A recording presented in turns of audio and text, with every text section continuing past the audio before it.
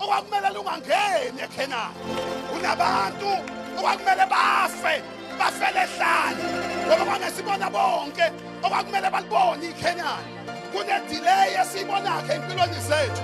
Kunezimo esiyesithi ithatha isikhathi eside. Sithi uSathane udelay into zami.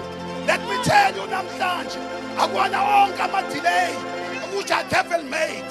Some of ama-delay enziwa nguye uNkulunkulu ukuze afundise wena alungise i-character yakho.